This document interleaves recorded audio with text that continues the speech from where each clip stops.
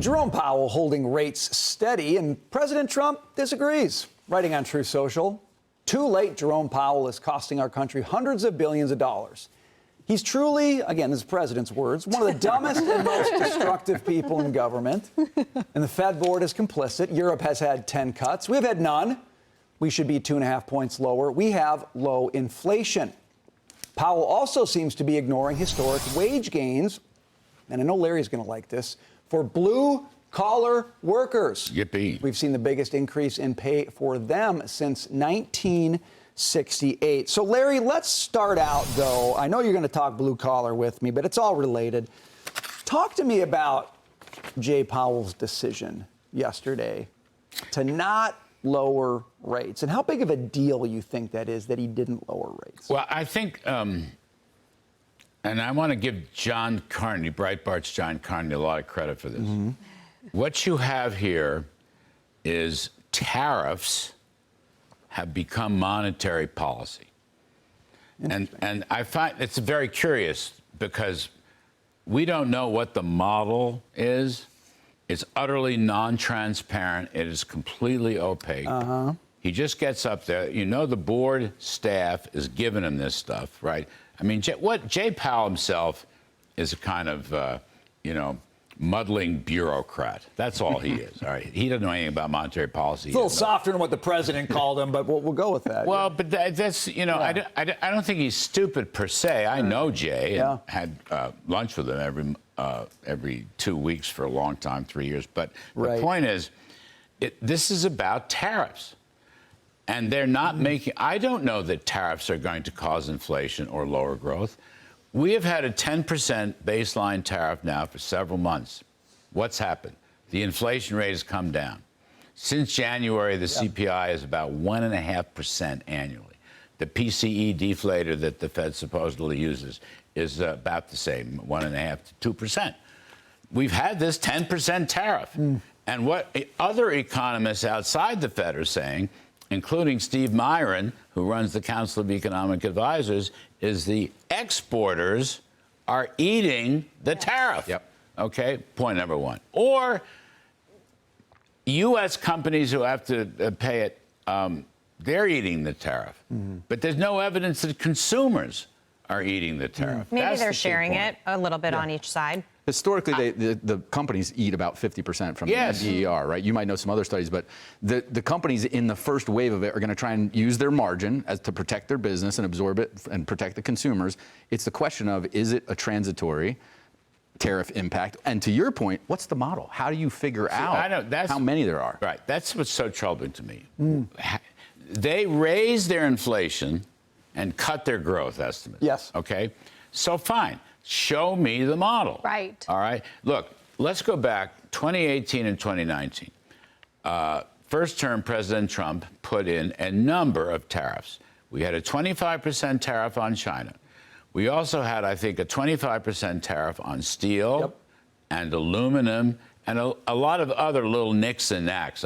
There was a battle over washing machines and wood with Canada and stuff like that. Okay. So what happened? Inflation stayed under 2%. Right. What we found in our studies in the administration was that China was eating most of the tariffs. Okay? And meanwhile, right now, productivity, I just want to make this point. We're going to get into the blue-collar wages. Productivity is doing very well. Do you know, in the last 5 years, you have to look at productivity. You can't, not 1 quarter, even 5 years. John Riding and Conrad DeQuatros. Non-financial productivity, which is really the heart of the economy, is growing at a 2.6% annual rate for 5 years. That is so counter-inflationary and pro-growth. And meanwhile, you have one big, beautiful tax cut coming. I don't know, they'll probably sign it in August, which does what? Its biggest factor is it makes permanent, immediate cost expensing. Now, hang on, wait for it. Machinery and equipment, wait for it. We're waiting Factories. Factories. This is so anti-inflationary. This is supply side increases in production and goods and investment. So I just want to know Fed, what are you looking at that you will not cut rates, and B, you actually think inflation is going to go higher? What's your model? Let me pick up with that, because I was trying to impress Taylor earlier, telling her about the dot plot and how many rate cuts were on the dot plot, and she said, that's very nice, Brian, but here's something you need to know about the dot plot, and it relates to what these guys know and what they don't know. Okay. To think that a year ago I was told I couldn't say dot plot on air. I just said you it. just Can't say Apple. Larry and Brian are breaking all of the rules that I was told that I had to follow. There's one other point I want to make. Really? Groupthink. Yeah.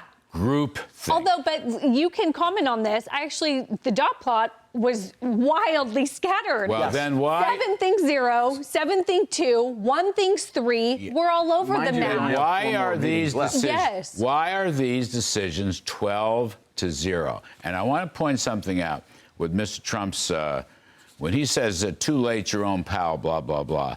He says hundreds of billions. He is truly one of the dumbest and most destructive people in government. Now, here's the key point. And the Fed board is complicit. Yes. All right. Now Well, you have. Come on. Are those the dot plotters? Yeah. The individual dots check. You have some Trump appointees on that board. You have Chris Waller. Yeah. You have Mickey Bowman. Yep. Yeah. Okay. Where are they? Why aren't they dissenting? Stand up and dissent. And that will cause that puts Jay Powell on the defensive and would make him, I think, really show us how he arrived. Look, he doesn't even know the tariffs. We have a 10% tariff. We have a 10, and my guess is we're going to have a 10% tariff for as long as Donald Trump is president. Regarding other tariffs, they're going through negotiations, lawsuits in court. There'll be additional pauses. We have no idea. So how the heck can Jay Powell actually make monetary policy based on a tariff scenario he doesn't know and an economic model he won't show us? Right. I ask you. Fair point. Where's the backbone Only to the issue, dot plotters? is the Fed says that they have a dual mandate, which is price stability, inflation, and full employment, watching joblessness. Yes. My worry when we start getting comments about lower the rates because it's costing our debt expense to go up when rates are high. That's not part of the Fed's mandate. Larry can disagree, but I can't tell the Fed cut rates because my 10-year yield is too high and I'm trying to issue more debt when that's not part of their plan. But based on their 2 criteria that you just mentioned, there is a huge case to be made to cut. Yesterday he was saying 2, now he's saying 2.5 points. I think we get none. I hear you on the interest expense thing, that's not part of their calculus. Having said that, what is in their purview clearly says there's room to cut, right? All right. We will weave all of this into future conversations on this program. Can we talk about immigration, too? We're going to get to it.